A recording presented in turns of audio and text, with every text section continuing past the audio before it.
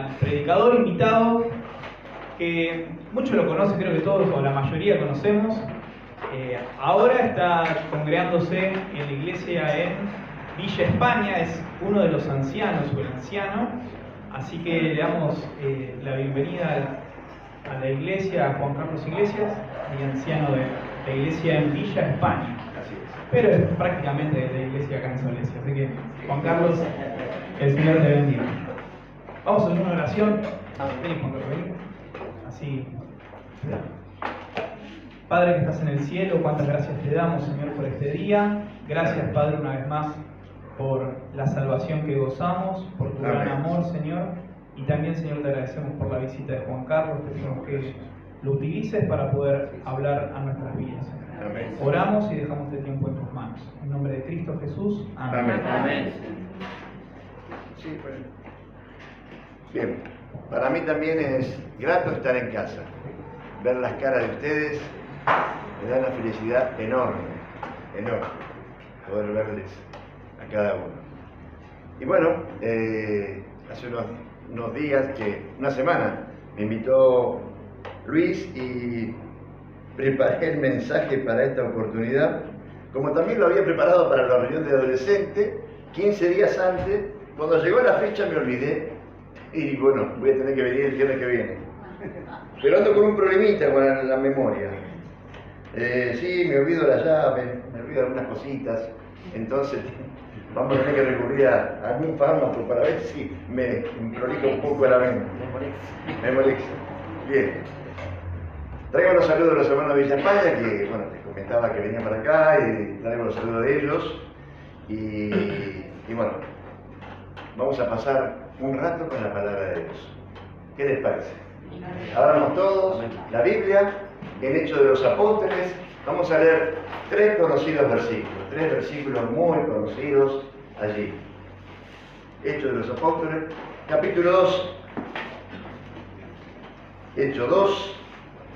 Vamos a leer el verso 22, 23 y 24. Una vez que todos lo tengamos, vamos a leer. Y ella va a ser la ilustración para nuestro mensaje. Varones israelitas, oíd estas palabras. Jesús Nazareno, varón aprobado por Dios entre vosotros, con las maravillas, prodigios y señales que Dios hizo entre vosotros por medio de él, como vosotros mismos visteis o sabéis. A este, entregado por el determinado consejo y anticipado conocimiento de Dios, prendisteis y matasteis por manos de inicuos crucificándole. Verso 24, al cual Dios levantó suelto los dolores de la muerte, por cuanto era imposible que fuese retenido por ella. Y aquí terminamos con este pasaje, ¿no? Vamos a leer algunos otros. Digamos una oración. Amado Padre que estás en los cielos, aquí estamos. Te doy gracias por estar en casa, te doy gracias por estar con mis queridos hermanos que aquí se congregan. Y Padre, quiero que de mí desaparezca por completo pensamiento, intención, voluntad, sino que seas tú que hables a tu pueblo aquí, que ellos han venido aquí para escuchar tu palabra, que tú saques cualquier duda, cualquier inquietud, que tú les des la respuesta quizás a alguna de sus preguntas, que vuelvan a sus hogares enriquecidos por haber escuchado la palabra tuya. En el nombre de Cristo Jesús. Amén. Amén. Bien, vamos a decir que este pasaje, que es la primera predicación de Pedro, puesto en pie y es anunciada, fue hecha en un primer día de la semana. No fue en un día séptimo, ni tampoco en un segundo día, fue un domingo. Fue un domingo. Y esto es maravilloso, hermanos, porque si la iglesia primitiva, después de haber escuchado de los labios del Señor Jesús 40 días las enseñanzas para el reino de Dios, Ya dejaron el sábado para congregarse el día domingo. Quiere decir que nosotros estamos en el día especial y cumbre de la congregación. Día domingo, el primer día de la semana. Ellos, había como 120 hermanos allí en esa congregación, que era un aposento alto, estaban congregados. Ellos no sabían cuándo iba a venir el Espíritu Santo. El Señor le dijo: quedaos aquí y recibiréis poder cuando venga el Espíritu Santo sobre vosotros. Y ese día, Pentecostés, vino el Espíritu Santo. Y ahí entonces Pedro cobró ánimo y poder de los cielos y empezó a predicar. Y predicó con todo el pasaje, y si nosotros podemos ver del verso 14 al verso 47, es toda una predicación a los israelitas que estaban allí, porque vino el Espíritu Santo, hablaron en lenguas, pero miren, no eran lenguas que no se puedan entender, eran lenguas que se podían entender, porque todos los que estaban allí, como dice Parto, Medo, Elamita, y los que habitaban en Mesopotamia, en Judea, en Capadocia, en Ponto, en Asia, en Frigia, en Panfilia, en Egipto y en las regiones de África, los escuchaba oír su voz nativa. ¡Qué maravilla! Esto fue la señal dada a la iglesia para que vean el poder de Dios en ese hermoso día, esperando a la iglesia que algo aconteciera. Entonces, aquí tenemos 3 versículos. Y yo voy a hacer 3 referencias. El primer versículo vamos a meditar o pensar o hablar de la biografía, muy corta, por cierto, de nuestro Señor Jesucristo. En el versículo 23 vamos a ver el propósito de Jesucristo. Y en el versículo 24 vamos a ver el alcance de la obra del Señor en este lugar. Bien, versículo 22 dice, va dirigido esto a los varones israelitas. Oíd esta palabra: Jesús Nazareno. Siempre que hablamos de esto tenemos que hacer una diferencia notable, porque hay 2 palabras que son parecidas: Nazareo y Nazareno. Nazareo es aquel que consagra su vida, como dice Números capítulo 6, desde el verso 2 en adelante, para el Señor. Se deja crecer el pelo, no toma bebidas alcohólicas y hace una serie de cosas que tiene que hacer para servir y consagrar su vida. Puede ser que lo haga por 2 meses, puede ser que lo haga por 6, por 1 año, por todo lo que sea. Pueden ser hombres y pueden ser mujeres. Todos pueden ser que se puedan consagrar a Dios. Pero no era nazareo. Si bien es cierto, estaba consagrado a Dios, acá dice nazareno. Nazareno era porque era de un lugar. Yo soy de Villa España, villaspañense o veracetiguense. ¿Ustedes son de Quilmes, quilmense o son de Espeleta? Bueno, no lo puedo conjugar a Espeleta, pero debe ser algo así. Lo cierto es que el Señor era de Nazaret. Mira, Nazaret no era mucho mejor que Berazategui. Aparentemente Nazaret era un lugar de no mucho nombre, porque cuando Natanael llama, cuando es llamado a Natanael, en Juan capítulo 1, versículo 46, y le dice: hemos conocido a alguien que nos ha profetizado Moisés, él es de Nazaret. Dice: ¿sabrá algo bueno de Nazaret? Miren, acá en Berazategui, bueno, ahora tenemos la purificadora, ¿no? No decían que era el baño de Buenos Aires, o del cono bonaerense. Pero lo cierto es que en Plátanos está la casa de un célebre arquitecto. Y un célebre arquitecto que hizo la Bristol, que hizo el Banco Nación, que hizo el Yao Yao, y era Bustillo, Alejandro Bustillo. Alejandro Bustillo murió en 1982, cuando nos casamos con Lili. Y los hijos de Alejandro Bustillo donaron su casa. No vivía ahí permanentemente. Él venía a descansar y a ventilar la idea, porque antes era campo ahí. Y el papá de Bustillo compró ese lugar y ahí hizo la casa. La casa de paseo, podría ser, casa quinta. Lo cierto es que de Berazategui había alguien célebre, y no sé de quién me debe haber otro. De cada lugar debe haber alguien célebre. Pero lo que pasa es que de Nazaret no había nadie célebre. Encima Nazaret no era linda. Si uno busca en el mapa antiguo, era un puntito en el espacio. ¿Y podrá salir algo bueno? Maravilla. Vale, que sí salió algo bueno. la verdad, lo mejor que podíamos, lo único que podemos tener, Jesucristo. Bien, dice que fue un varón aprobado. Él vivía en Nazaret y fue un varón aprobado. Muchos de nosotros queremos ser aprobados por Dios. Yo creo que cada uno de nosotros levantamos la mano, yo quiero ser aprobado por Dios.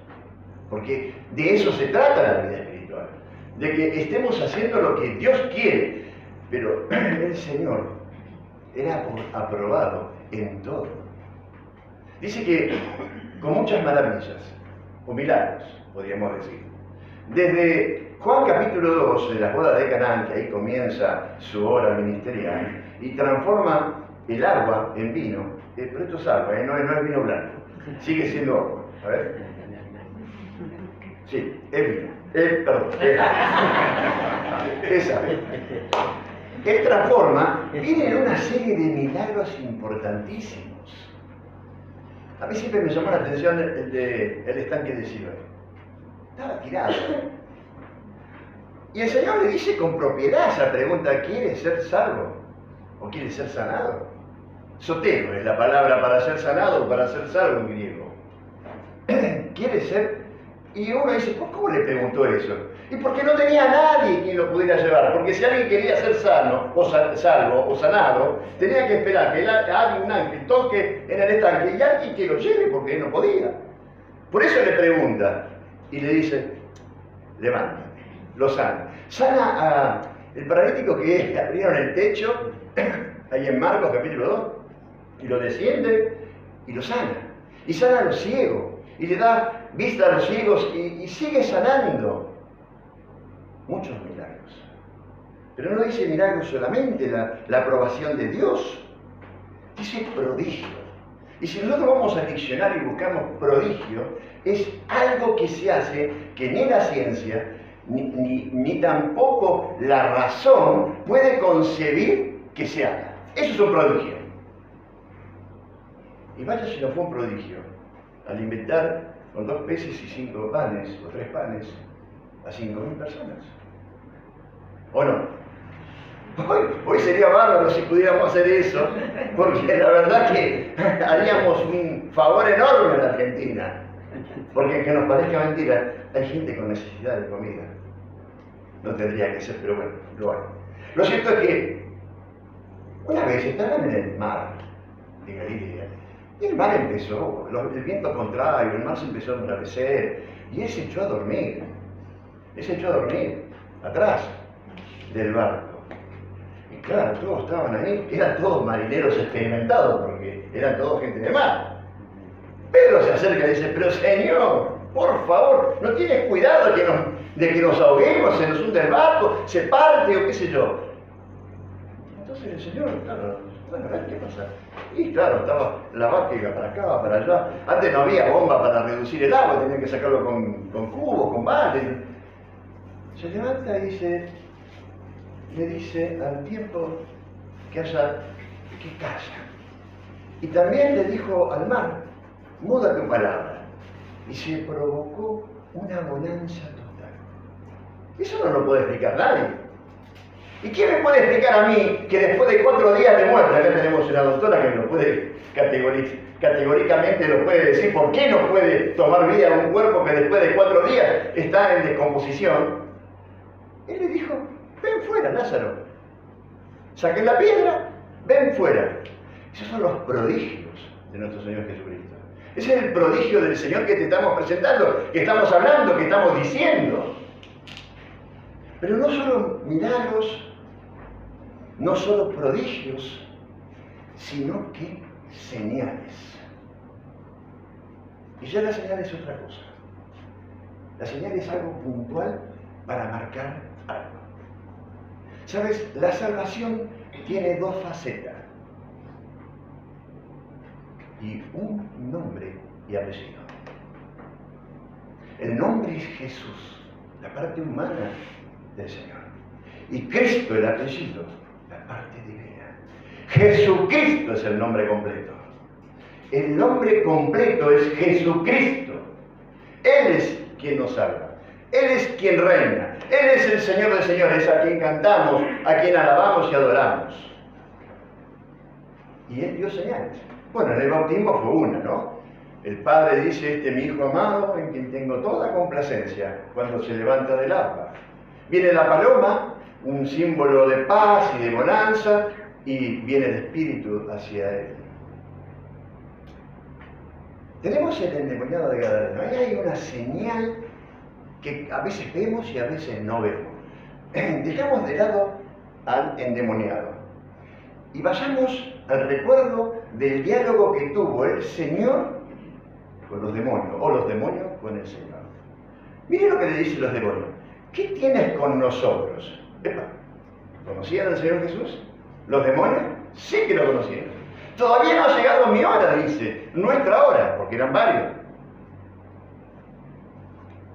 Danos permiso que vayamos a esos atos de cuernos. Eso es una señal, hermano, una señal del más allá. Los demonios son ángeles caídos. Los demonios son ángeles que antes estuvieron en la presencia de Dios. Los demonios son los que estuvieron por siglos, por milenios, por el tiempo necesario para ver la gloria de Dios, la gloria de Cristo, la gloria del Espíritu Santo, y luego por su caída son echados afuera y están aquí, reservados, y algunos volando. No pueden tocar el suelo, porque siguen al príncipe de la potestad del aire, a Satanás. Lo cierto es que los demonios reconocen al Señor Jesús, reconocen al Cristo del Señor Jesús, reconocen que es el Dios de los cielos. Y otra cosa que también me llama la atención es Marcos capítulo 1, cuando es bautizado, él va al desierto, ¿no? Él va a ser probado por 40 días. Y dice el pasaje que los animales feroces lo rodean. No se lo comen. ¿Por qué? Porque el animal sabe quién es su creador. Búsquelo en casa después, capítulo 1 de Marcos. Es un incidente. Pero el pasaje que más me conmueve, y vamos a leerlo, es en Mateo capítulo 17, versículo 2. Mateo capítulo 17, versículo 2. Mateo 17, 2 dice así. Bueno, el 1 dice, 6 días después, o sea, el día viernes, Jesús tomó a Pedro, Jacob y a Juan, su hermano, y los llevó aparte a un monte alto, y se transfiguró delante de ellos. Y resplandeció su rostro como el sol, y sus vestiduras se hicieron blancos como la luz. Si atamos este pasaje con primera de Juan, capítulo 1, versículo 5, donde dice que Dios es luz, y no está diciendo que Dios es energía simplemente, porque está diciendo Dios es luz y no hay ninguna tiniebla, quiere decir que los fotones disipan la tiniebla. ¿No es así, Guillermo? Los fotones que esta luz emite disipa la oscuridad. Está hablando de una luz incandescente, está hablando de una luz que brilla. Esto es Dios. Y cuando Él se transfigura delante de Pedro, de Juan y Jacob, y delante de estos dos siervos que son Moisés y Elías, Él muestra su identidad, Él muestra su esencia. Él es Dios. Esta es la segunda vez que se muestra esto, o la tercera. Primeramente, alguien dijo, ¿por qué Adán y Eva no se dieron cuenta hasta caer que estaban desnudos? Porque ellos, en la naturaleza perfecta y natural que estaba antes de la caída, irradiaban la luz de Dios. Por eso es que Dios podía pasearse en el huerto y hablar con ellos, de igual a igual. Estaban vestidos de la gloria de Dios. Exacto. Y la gloria de Dios es esa luz. Cuando pecaron, ¡puf!, se apagó la luz y entonces se vieron desnudos. Cuando Moisés bajó después de los 40 días allí en el monte, ¿qué tuvo que ponerse en la cara? Un velo, porque resplandecía la luz de Dios. la luz y él solamente vio la espalda, no estuvo diálogo con el Creador, estuvo de espalda nada más.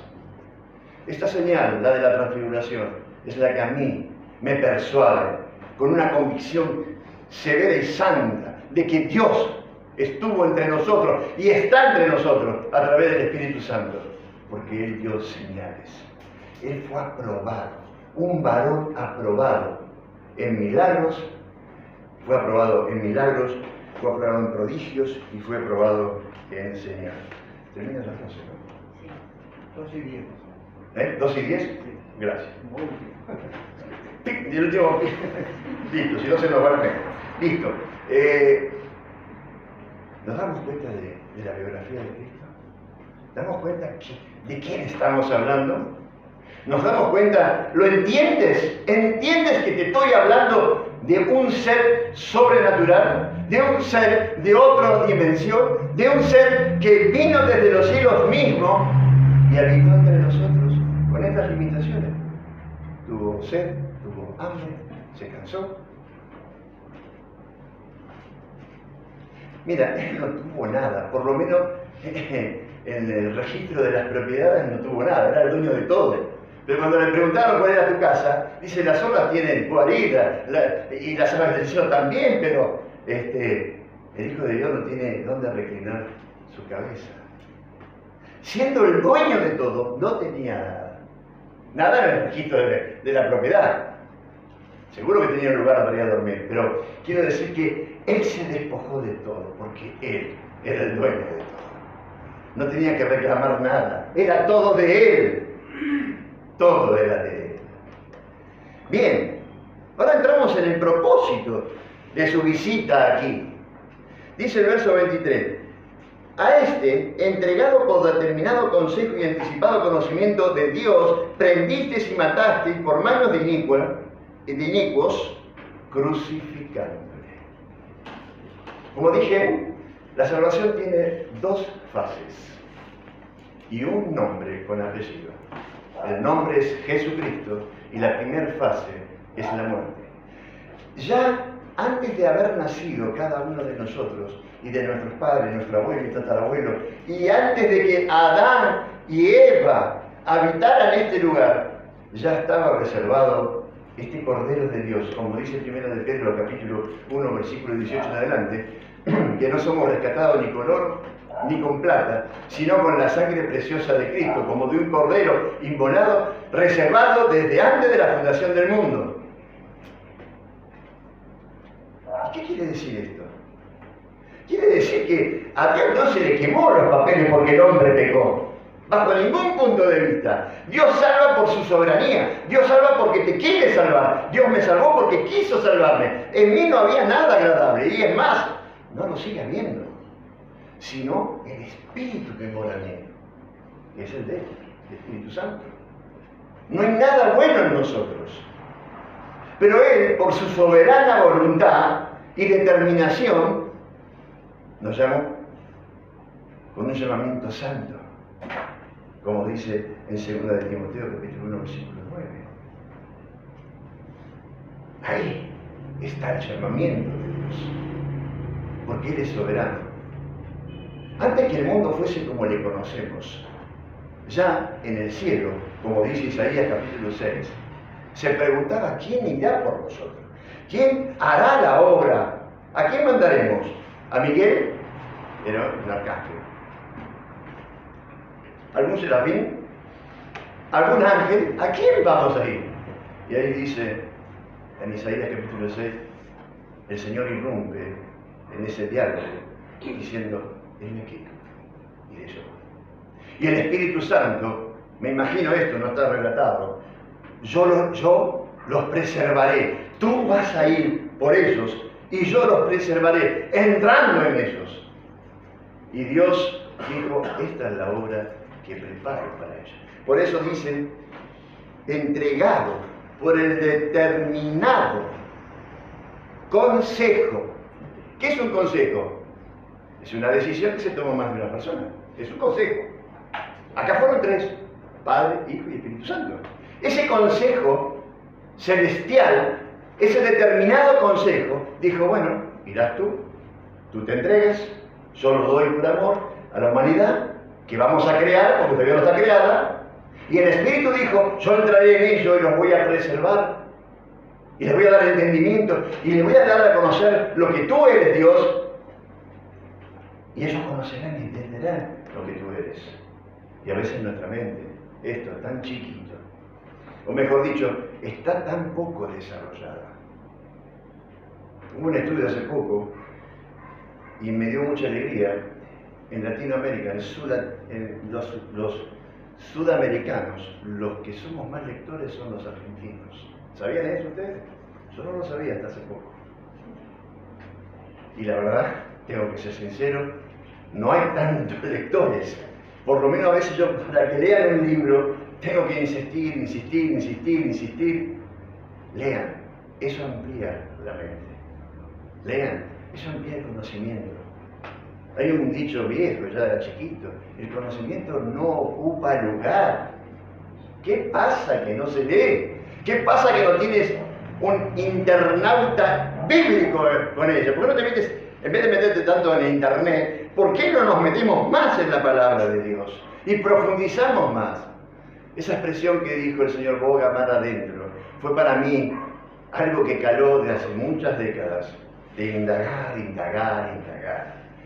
Sediento siempre quedo, más conozco y digo, qué poco que sabía. Escudriñamos. ¿Por qué? Porque en ella hallaréis la vida. Bien, ese determinado consejo decidió dejar venir a Cristo y se entregó. Ahí en el Evangelio de Juan, capítulo 10, versículo 18, el Señor mismo dijo, yo soy quien pongo la vida y la vuelvo a tomar. En Romanos capítulo 8, versículo 11, dice que el Espíritu también tuvo que ver con la crucifixión, porque era el consejo. Y el versículo 24 habla de Dios aquí. Dice Dios, el cual Dios levantó, suelto los dolores de la muerte, por cuanto era imposible que fuese retenido por ella. Dije que tiene dos facetas la salvación. La muerte y la resurrección. Y un solo nombre con apellido, Jesucristo. La salvación tiene un nombre que es sobre todo nombre. En Hechos capítulo 4, versículo 12, no hay otro nombre en que podamos ser salvos. No hay, porque hay un solo nombre. Con dos facetas. La muerte. ¿La muerte para qué? La muerte fue el precio que pagó el Señor por nuestros asquerosos pecados. Esos pecados que nosotros cometíamos antes de ser creyentes, por lo menos en mi vida, antes del 29 de agosto de 1976, Él paga el precio. En la muerte, Él paga el precio de mis pecados. Él paga el precio de tus pecados. Pero cuando empezamos a leer la Biblia, vamos a Colosenses capítulo 2 y versículo 13, leemos que Él murió por todos nuestros pecados. No solo por los pecados antiguos que echó al fondo de la mar, como dice Miqueas 7:19, sino que los pecados presentes y los pecados futuros. Él muere por todos los pecados. Y me atrevería a decir, por los 7.000 millones de habitantes, 8.000 que tenemos nosotros, 7.800, una cosa así, millones de habitantes. Él tiene toda la capacidad para morir por todos ellos. De hecho, murió por todos ellos. Pero la salvación no es colectiva. La salvación es personal. Porque de tal manera amó Dios al mundo. Qué lindo es decir eso. Ay, qué romántico hasta parece. De tal manera amó Dios al mundo. Dios te ama al mundo. Que ha dado a su Hijo unigénito. Ahí se eleva ese concepto. Para que todo aquel... ahí bajamos a la realidad. Para que todo aquel... Yo tuve que creer. No me valió que alguien conocido mío fuera salvo. Mis hijos, nuestros hijos, tuvieron que creer. No le valió que nosotros éramos salvos, para que todo aquel que en Él crea, dice, no se pierda, mas tenga vida eterna. La salvación no se pierde. Hoy entendimos que el domingo es el día especial para adorar al Señor. Hoy entendemos que la salvación no se pierde por una sencilla razón, porque no se gana. Yo cuando trabajaba, ahora también, de jubilado también me pagan un sueldo. Me gano un sueldo, cuando trabajaba me ganaba un sueldo después de horas de trabajo. Pero ese sueldo se lo perdía, gastando en las cosas que me hacían falta. Aquí pasa lo mismo, la salvación no se gana, porque no es por obra, dice Efesios capítulo 2. No es por obra. No se gana, tampoco se pierde. Pero para ser salvo, debes entender que eres un pecador. Debes entender que murió por ti. Debes entender que la sangre preciosa de Cristo, la que Él derramó en la cruz del Calvario. Ahí cuando el soldado clavó en el costado, salió en un cuerpo muerto, salió sangre y agua. No podía hacer esto. La sangre estaba coagulada. Cualquier muerto, después de cuántos minutos ya se coagula. En lo mío, según tengo el peritaje, más de 15 segundos. Mirá la rapidez que se coagula la sangre. El Señor ya había muerto. Y cuando le clavan en el costado, sale para salvar sangre y agua. Muere, lo llevan a la tumba. Los sacerdotes dicen, mirá Pilato, nos acordamos de lo que decía este engañador. ¿Sí? ¿Qué decía? Y que el tercer día iba a resucitar. ¿Por qué? Ya es pesada la rueda esa y todo, pero ¿por qué no vas y pones una guardia, pones un sello, lo lacras para que nadie lo lleve? Bueno, ahí tenés la guardia pretoriana, le dijo Pilato, llevadle y ya sabes cómo tenés que hacer. Se ve que estaban frecuentados en eso, y lo sellaron y los guardias estaban ahí mirando, y claro, según la historia romana fue la única guardia pretoriana para cuidar a un muerto fuera de Cristo, porque por lo general la guardia pretoriana cuidaba a la gente viva para que no mueran. Este estaba muerto, Cristo estaba muerto, y ellos fueron a cuidarlo. Dice la historia romana que no hubo otro caso igual. Josefo también lo dice en su libro, no recuerdo, Reliquias, capítulo 33. En ese capítulo él habla de los hechos que pasó con el Señor Jesús, y hasta incluso habla de la resurrección. Lo cierto es que, hermanos, Cristo, por más que le hayan puesto la guardia, el sello, haber sellado la piedra, resucitó. Y esto es la segunda fase de la salvación. Nosotros somos salvos de la ira venidera por la sangre preciosa de Cristo, porque Cristo murió por mis pecados. Yo soy salvo y tengo la persuasión y la seguridad y la convicción de que voy a estar en el cielo, porque Cristo resucitó.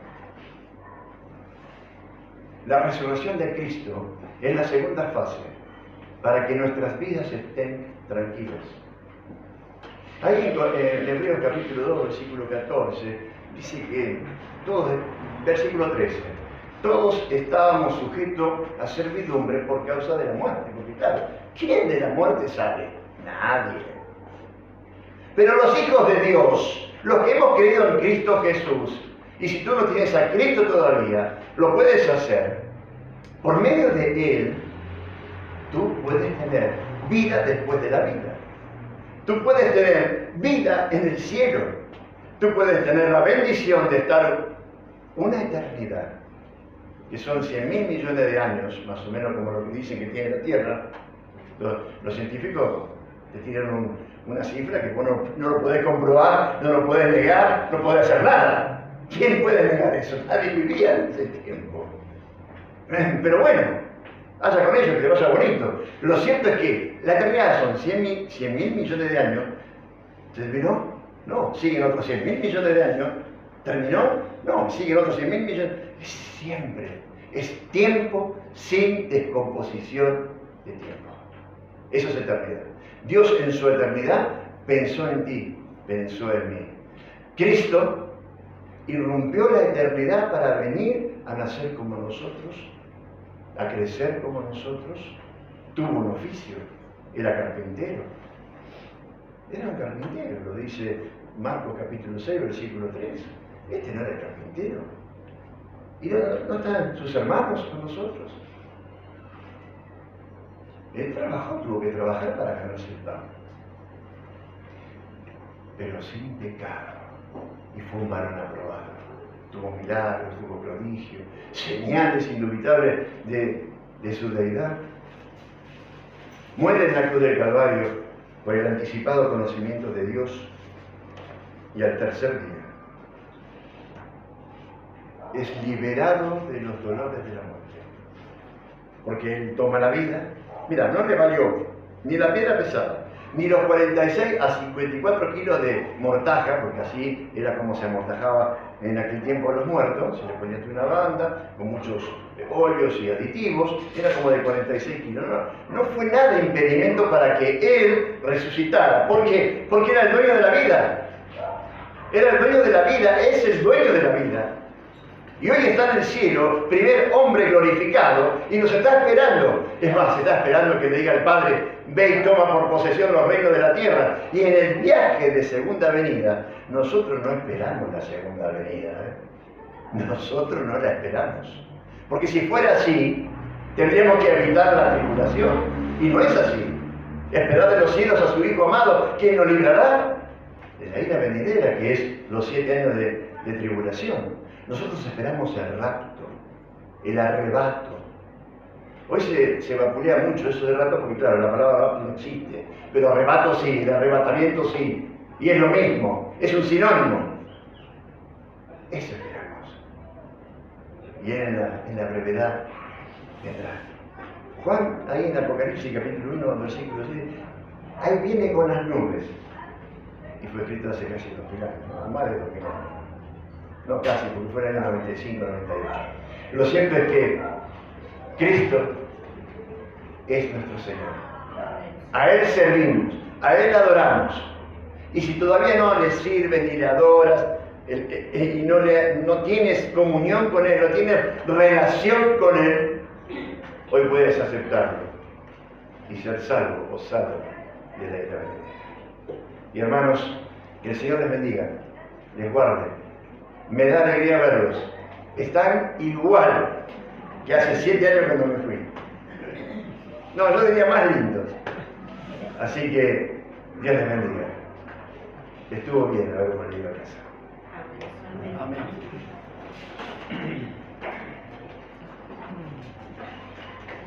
Bueno, les pregunto, ¿es lo mismo resucitación que resurrección? ¿Qué tuvo el Señor? ¿Resucitación o resurrección? Resucitación es volver a vivir a esta vida. En cambio, resurrección es apto para vivir en la eternidad. El cuerpo ya no es carne y sangre, sino es un cuerpo glorificado. Y por la resurrección de Jesucristo, y como decía recién Juan Carlos, ¿cuántos seres humanos están en el cielo? Muchas veces me he preguntado, ¿no? ¿Cuántos? Completos, ¿eh? Con espíritu, alma y cuerpo. ¿Cuántos? Uno. ¿Quién es? Nuestro Señor y Salvador, porque Él resucitó. Y porque Él resucitó y uno mira al cielo por la fe, nos llena de esa esperanza viva, como dice el apóstol Pedro, nos llena de gozo. Porque Él resucitó, también nosotros vamos a resucitar. Está claro que el ser humano es inmortal, pero es eterno. Los impíos van a resucitar para eterna perdición. Nosotros resucitamos para estar para siempre en los cielos. Gracias, Juan Carlos. Él es pastor en la iglesia en Villa España. Ha venido con su esposa Liliana. Que el Señor les bendiga y sigan adelante en el ministerio que les ha dado.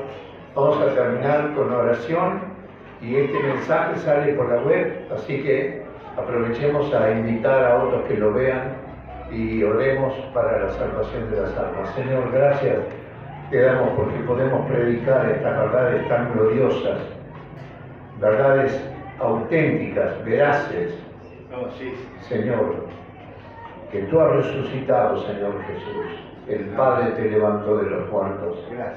El Padre te levantó al cielo, el Padre te sentó a su diestra. y el Padre te enviará a buscarnos a nosotros. Señor, rogamos por las almas que aún no han recibido a Cristo como Salvador. No tienen la expectativa de la resurrección. Que tú les bendigas y la palabra tuya pueda penetrar en sus almas, aplicar a cada corazón. Gracias, Señor, por este tiempo. Nos ponemos así en tus manos. En el nombre del Señor Jesús oramos. Amén. Amén.